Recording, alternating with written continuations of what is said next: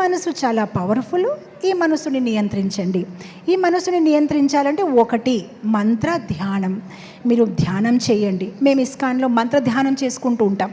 ఈ హరే కృష్ణ మహామంత్రాన్ని మేము జపిస్తూ భగవంతుణ్ణి ఎల్లప్పుడూ స్మరణంలో తెచ్చుకుంటూ అలా ఈ ఒక మనసుని నియంత్రిస్తూ ఉంటామన్నమాట.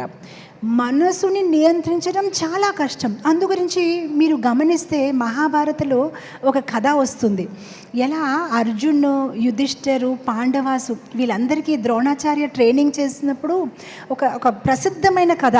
ఎలా ఒక పక్షిని చెట్టు పైన చూపించి ద్రోణాచార్య అడుగుతారు శిష్యులకి, ఒకరి తర్వాత ఒకరు ఏం కనిపిస్తుంది. అందరూ వివిధ రకమైన ఆన్సర్స్ ఇస్తారు. కొందరు గురుగారు మీ కాలు కనిపిస్తున్నాయండి, కొందరు గురుగారు చెట్టు కనిపిస్తుంది, చెట్టు పైన ఈ పక్షి కనిపిస్తుంది. కానీ అర్జున్ ఒక్కడే అన్నాడు, నాకు ఏది కనిపించట్లేదు, నాకు కేవలం ఈ పక్షి తాలూకా కళ్ళే కనిపిస్తుంది అన్నాడు. సో అర్జున్ ఎవరికైతే ఎంత మంచి ఫోకస్ ఉంది, తను ధనుర్విద్యలో ఎందుకు ఉత్తమముగా అయ్యాడంటే తనకు ఆ మనసు మీద ఆ నియంత్రణ ఉంది.